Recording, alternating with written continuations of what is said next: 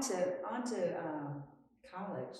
You're off to Eastern Kentucky University, 20 minutes from my hometown, so I know it well. What was your experience like there, both on the field and in the classroom? Last talk with Charlie Ward Sr., he tells me that when the coaches at Eastern Kentucky see me, they need to know that they got something. And that totally changed the intensity of my summer workouts. I approached those really casually when I first received them through the mail. And we happened to just meet up out at the track at Central High School. And he spoke that to me, and I thought, wow, that's not where I've been hanging out. Yeah. When they see me, they need to know that they got something. Mm-hmm. So I can remember early practices. I'm lined up number 9 of 9 at running back. Mm-hmm. And I can remember looking at the backs of other guys' heads. I'd never been in that position as a football player in organized football. Mm-hmm. I'd never seen a line that long. Yeah. But here we go. I'm number 9, mm-hmm. and my head coach Larry Green had also been a great mentor to me. And Coach Green would always say, tough times don't last, tough people do. Yeah. And if we don't run out of time, if we keep winning, we keep doing the things that we know to do right, we will eventually win.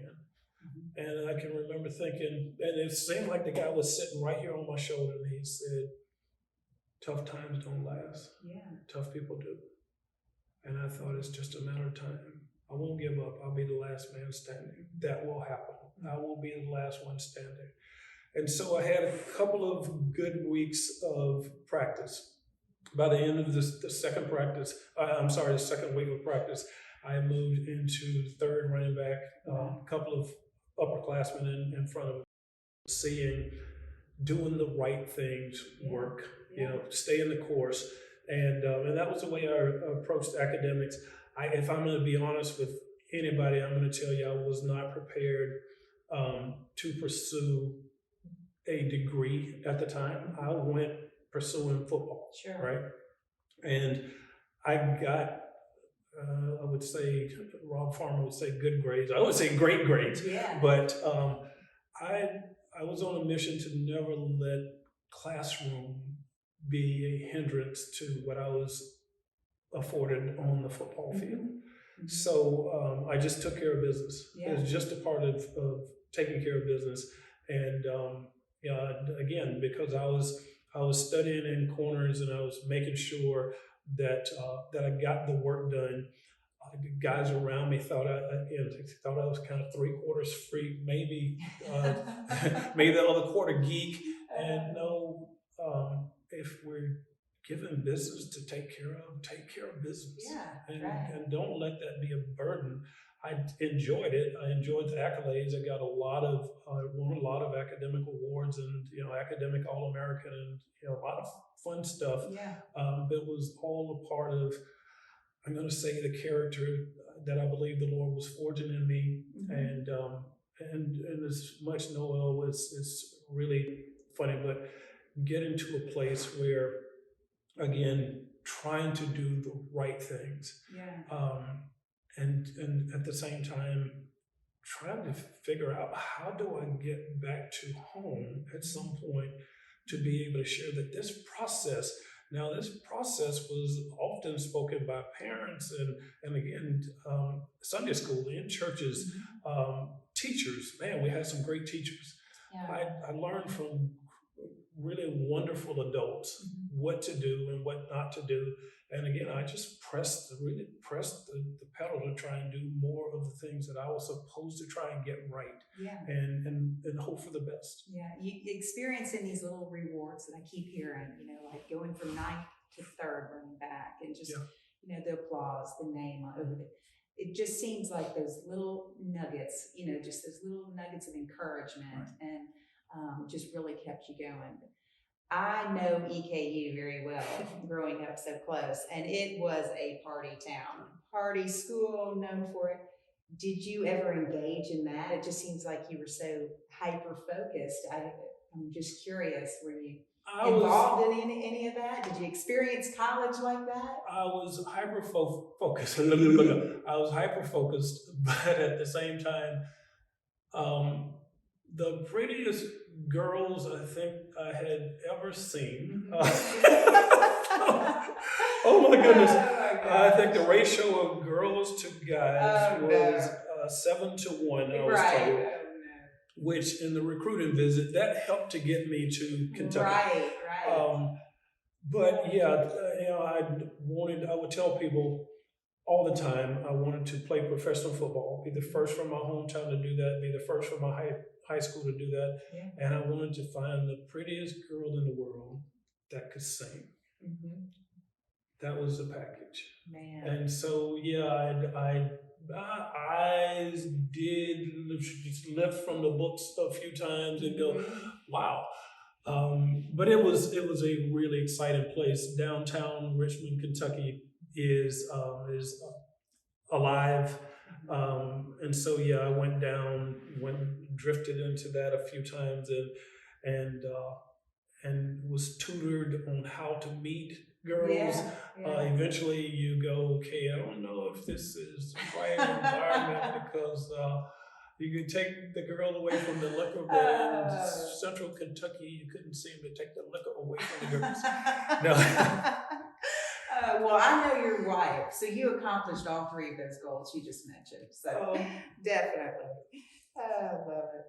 Well, let's talk about your transition then from going from a college athlete to a professional athlete. I mean, I cannot imagine the excitement in that, but also the overwhelm and just what comes with it. How did you acclimate to that new lifestyle? Excuse me. Rash of injuries my senior year. So I am hopeful. I don't know if scouts were as hopeful as maybe as the junior year. We led the nation in kickoff returns my junior year, and then again my senior year. But I was often injured during that last campaign.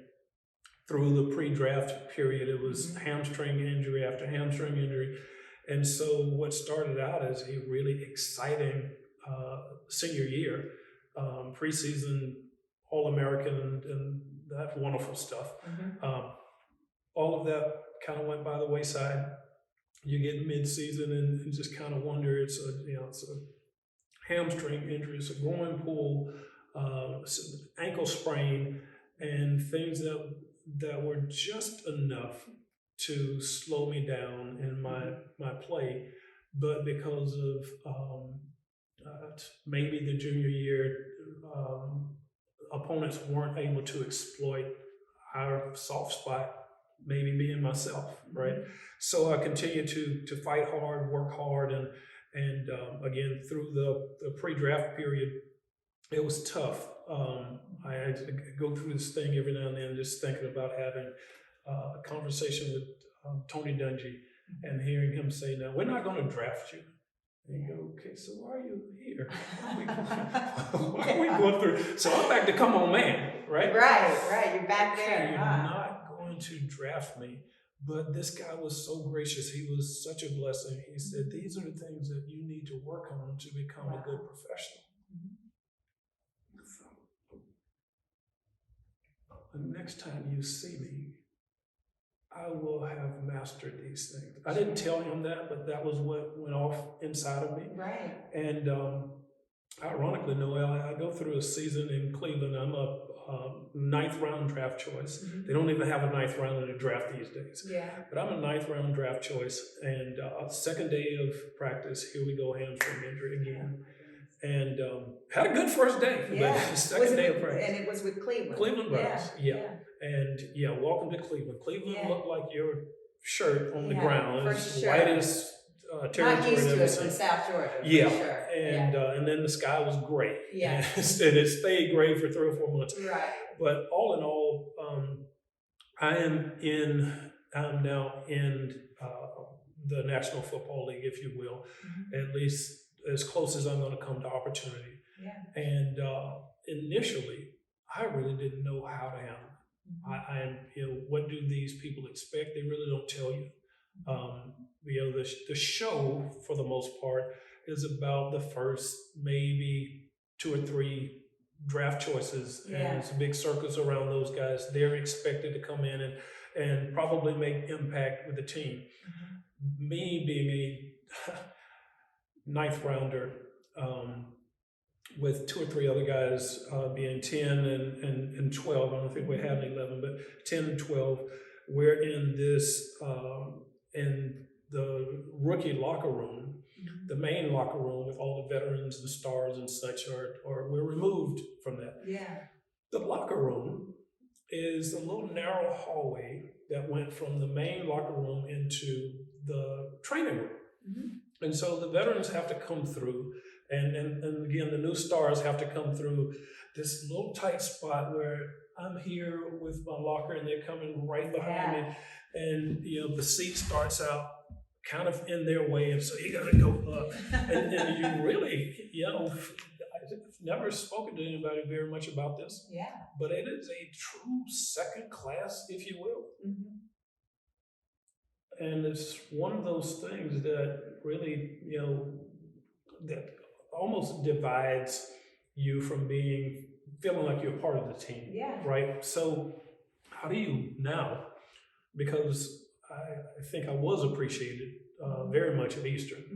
And all of a sudden, now I'm second class. I'm in a locker that each time, you're changing clothes, right? Yeah. When you're changing clothes like that, you might as well be out on Highway 19, changing clothes, and guys are coming through, and you got your clothes off. And it's like, okay, this is not good.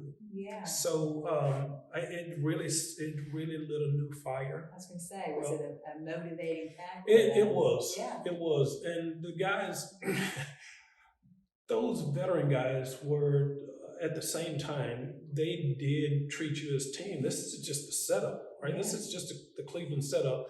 But all in all, there was a South Georgia guy, Eddie Johnson, out of Albany, that took me under his wings, gave me the big brother talk. It really encouraged me, took me to a place to find an apartment, or took me apartment shopping, took me to places to find furniture and that sort of thing.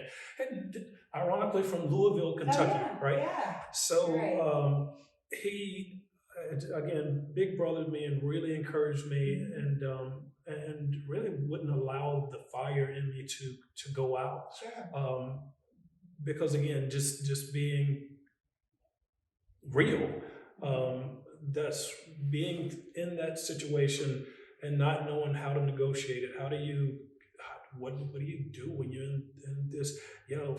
Initially, again, I said the veterans were really good about relationships, right, and relating to you.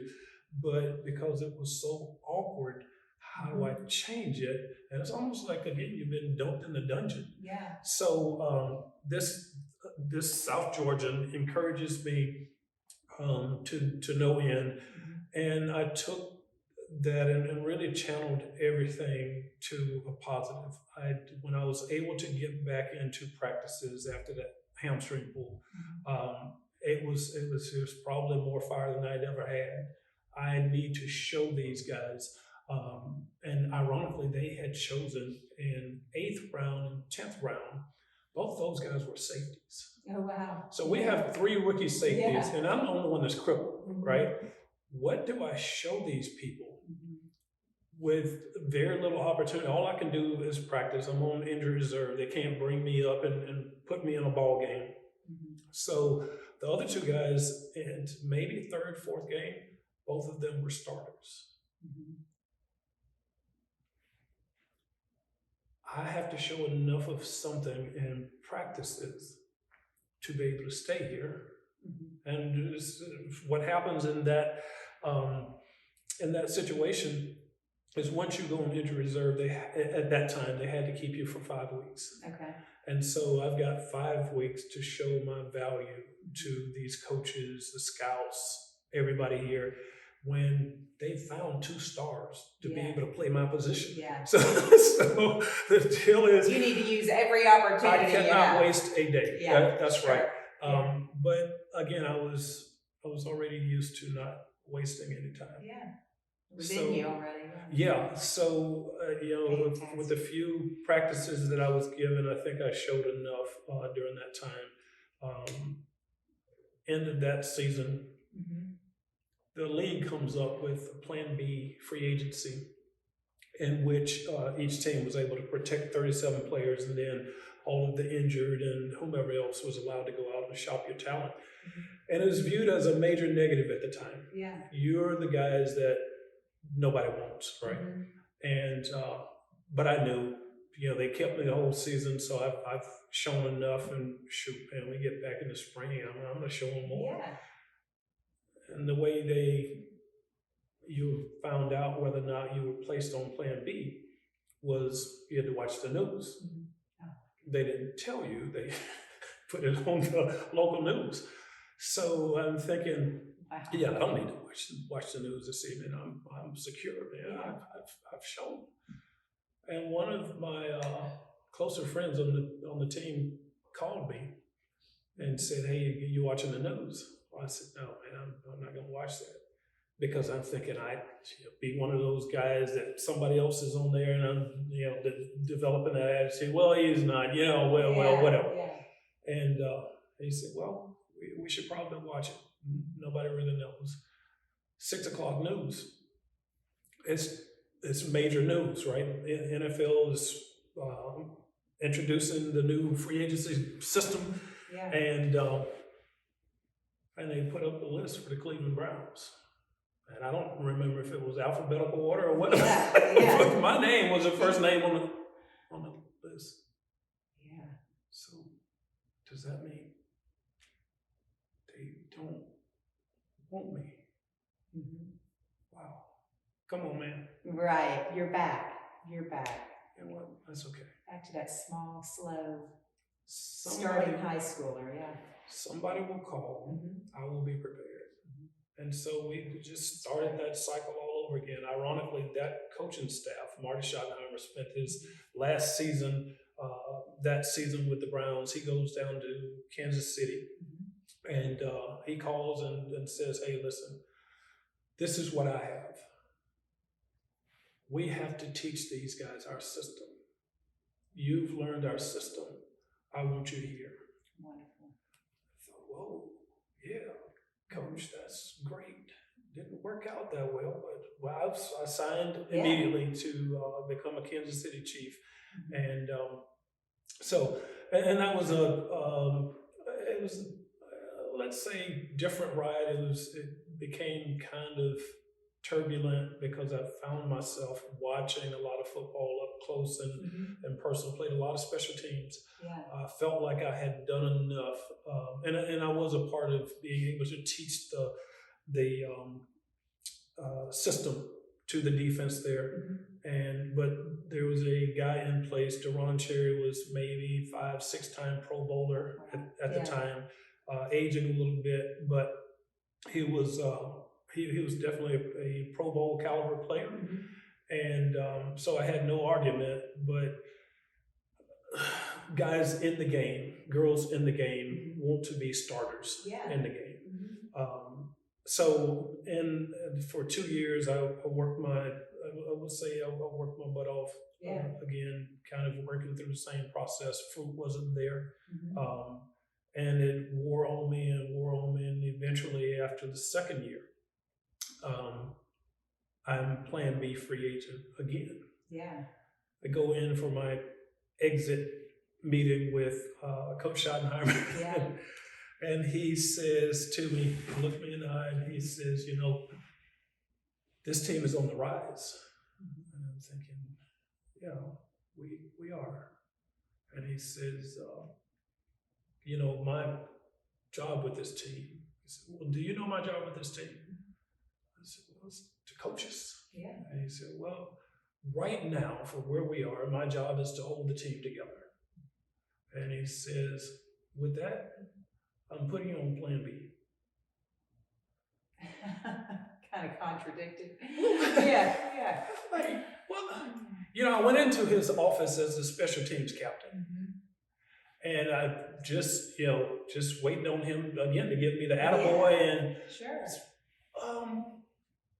He's okay. Let's see. Okay, coach. And on you go. He said, well, what do you think about that? I said, well, coach, you have to make the best decisions for the team. I have to honor your decision. And that was it. End of conversation. Wow. And he says, but he left me with this. He says, now, before you sign with anybody, I'd like for you to talk to me first. I don't remember us having a meeting before he put me on Plan B. I mean, right. that was okay. No heads up there. But at that point, we had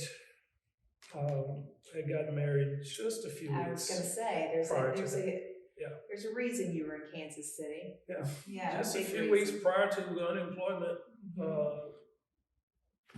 notice. Yeah. So, we just got married, and at that point, I left with a good attitude, but I think within maybe a week or so, hit rock bottom.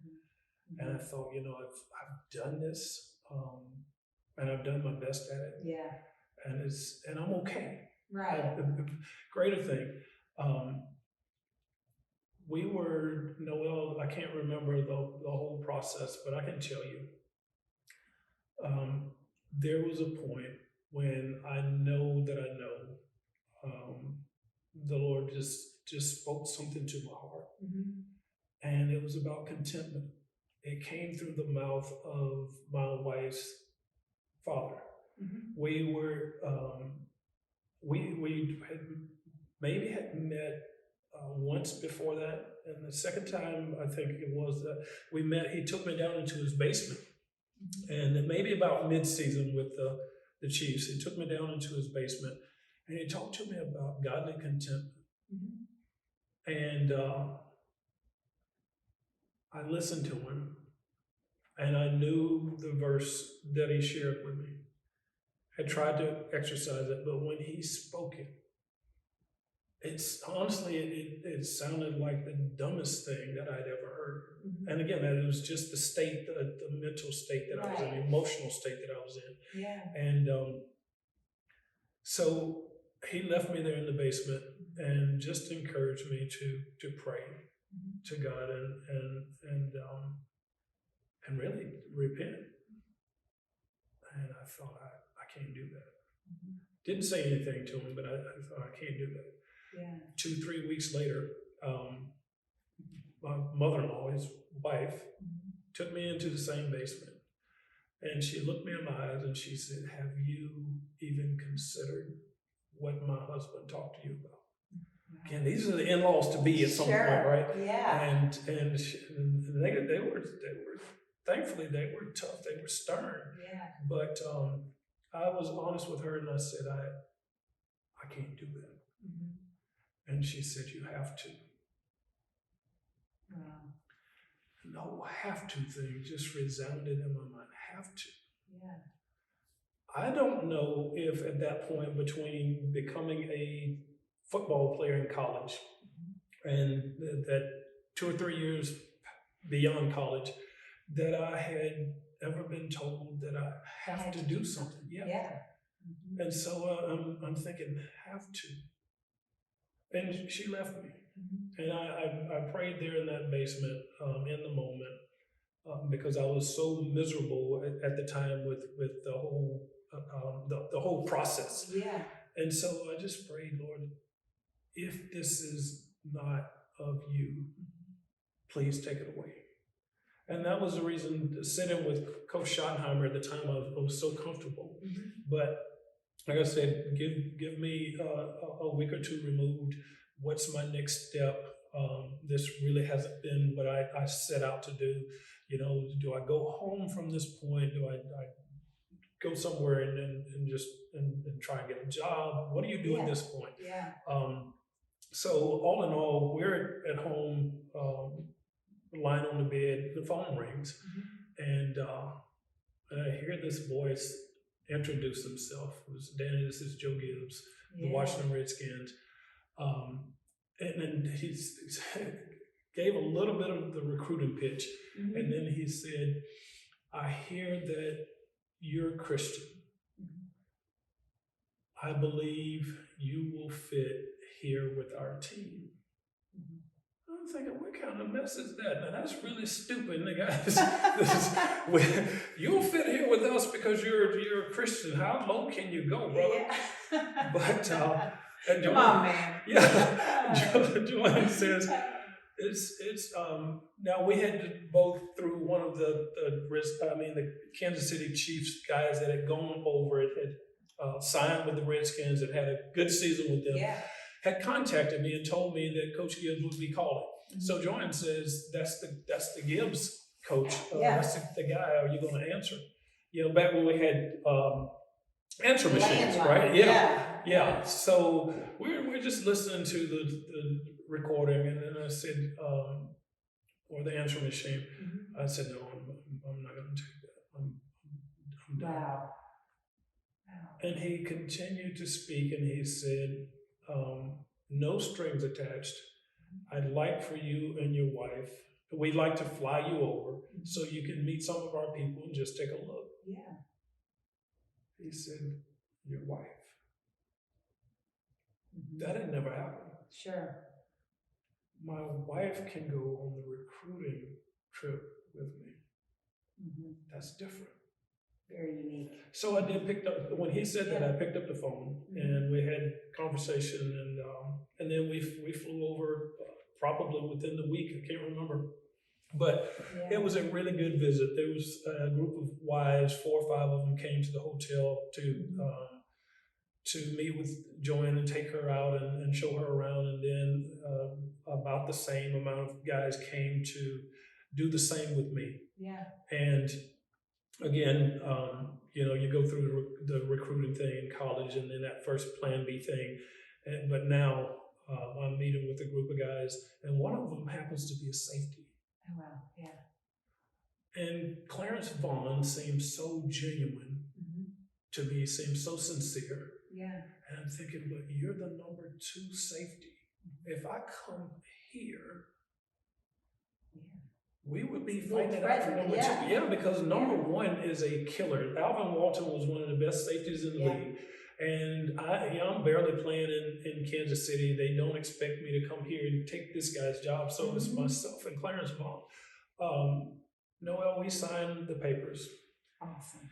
And one of my first practices was a defensive player in Washington. Mm-hmm.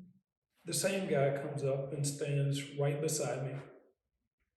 And he begins to talk to me about the defense and then the offense and what to expect. And I'm thinking, what in the world is this guy doing if I get this job? I had met his family, met his nice, cute little wife, and met his 2 little kids. And I'm thinking, dude, if you help me learn this, you're probably not going to be here. Right. And now, again, at the same time, this is the guy that had been introduced to me as a believer. Mm-hmm. And I'm trying to entertain that at the same time because I was not used to this. Sports had always been about competition, and the last man standing gets the job if you're not, again, the shoe-in. So it was so... different culture, for sure. It was so awkward going through that. I didn't know how to respond to him except to listen, because everything that he's speaking, I'm seeing happen with the offense and the defense. Yeah. I'm thinking, wow, my last 2 stops, the guys in front of me wouldn't even talk to me. Mm-hmm. So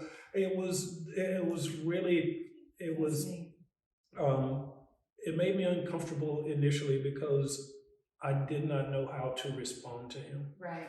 But this happened for us, and it was just absolutely awesome. Clarence Vaughn was cut right after camp, so I make the team. Okay. And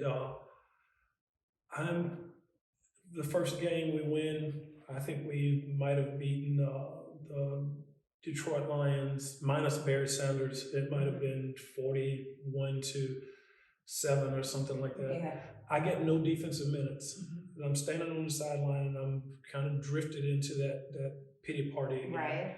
And I'm looking at the clock and I'm thinking, okay, even in Kansas City, I would have played defense. Yeah.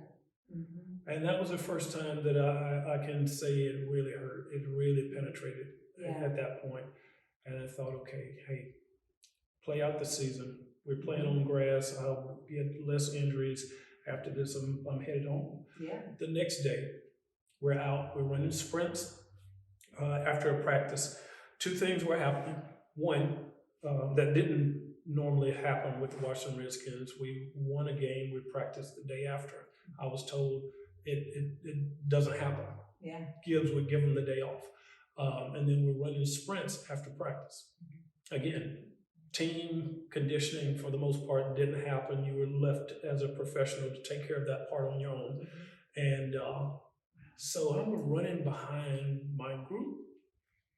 And all of a sudden, the Lord just spoke to my heart. I can't use you in that position.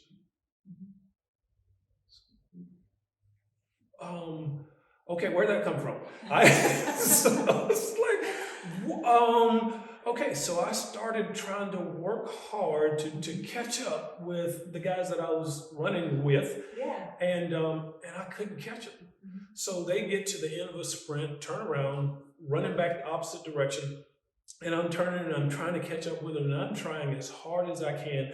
And some of those guys didn't run as fast as me at that point, right? So come on, man, it actually gained a little speed, but at that moment, there was nothing I could do to catch up and maintain pace with these guys.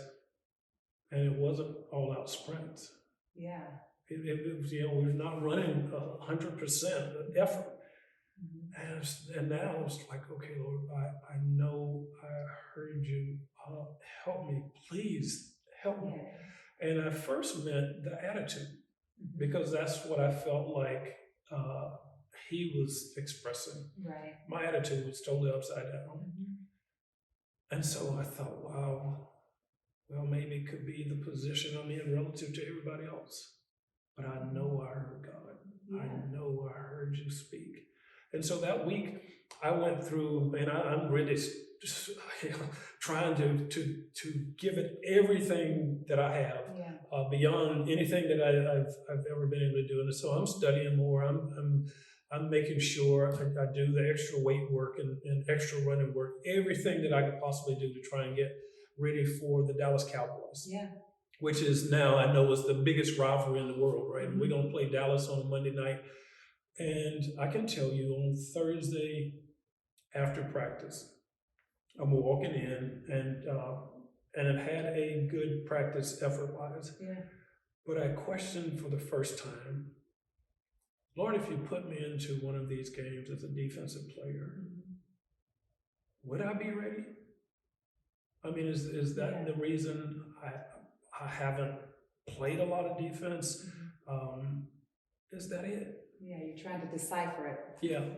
And so we're down in Dallas, and pre-game, and I'm kind of thinking through the same thing. Thank you, Lord. Thank you for getting my attitude adjusted. Yeah. Thank you for giving me this opportunity. Help me to make the most of it. And Lord, help me to dedicate it back to you. Man, have you been saving me from something? Would I be ready? The game's going back and forth. I'm playing my usual special team stuff, excuse me, and having a good time doing that. And games back and forth. We're at the end of the first half, 2 or 3 minutes left on the clock, and Dallas scores. I think they went ahead at that point, but they scored, run and play. Emmitt Smith runs into Alvin Walton, our killer, and all of a sudden, I hear, Walton's down, Walton's down. And again, this was just my posture as a football player, because I'm Alvin Walton's backup. Yeah. When I was somebody else's backup in Kansas City, they actually grabbed another player and put him into the game. But I thought, oh, Walton's down. Oh, they'll get somebody. You're the man. The secondary coach comes over. He is 6'5", at that time, probably 265 pounds, stood right in front of me, right at my toes, looking down at me. And he says, Walton's down, babe, you ready? Oh my goodness. Yeah. What are you talking about? I can't, the Lord is my witness. I'm standing there, I'm thinking, why in the world is this man standing so close to me? He's right in my face. Right. And so I said, I'm ready. No, I'm not. What did I just say? Okay, yes, I'm ready. Okay, so I started trying to rehearse defenses in my head, right? So the offense has got to go out. We had, again, 2 or 3 minutes left on the clock. And our offense was really strong. So I'm thinking they'll run that little bit of time off the clock. We go out on kickoff return. And I started to just lose it. I'm thinking, okay, if they don't hold the ball, now I got to go in the game. I can't remember a defense, not a single one. Oh, wow. Yeah. So offense does go out and give the ball up in 3 plays. We got to punt it. I'm on the punt team. I'm going down. I'm going to make that guy fumble because there's no way in the world I'm going to turn around and play defense. I was so hyped up. Yeah. I'm supposed to be the last guy in coverage. I'm supposed to be the first guy down, make the tackle. I'm trying to rodeo rustle this guy to shake the ball loose from him with his legs, holding his legs. And he doesn't fumble. And now, that battle of the mind. Okay, this is the biggest rivalry in the world. Yeah. Oh Lord, I can't play defense. You know I can't play defense. I need you. You can't. Oh man, and I was like boom, boom, boom, boom, boom. Yeah. So during the TV timeout, I go over to the sideline so that I can hopefully get the defense from the defensive coordinator. He is giving the defense to our free safety who makes the calls in the huddle, right? Yeah. So Brad Edwards is coming back towards me. I made it to maybe 10 yards from the sideline. He's coming towards me and said, Brad, what's the defense? And he says, get in the huddle, man. I said, Brad, what's the defense? And I'm thinking, oh, he knows this is it. This is his first time for me. And he says, get in the huddle. I'm calling the defense in the huddle. I said, Brad, give me the defense. I mean, I'm totally losing. And then I'm thinking, okay, the whole world is seeing this.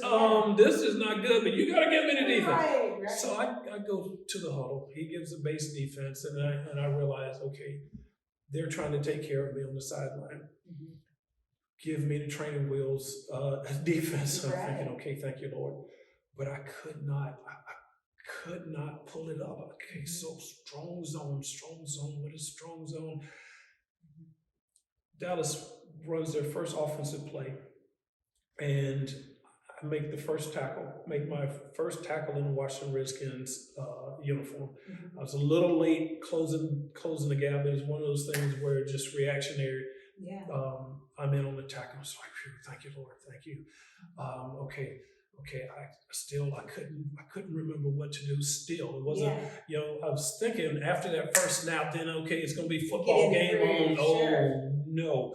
It was like that until we went in, last few seconds off the clock, going to the locker room there in Dallas.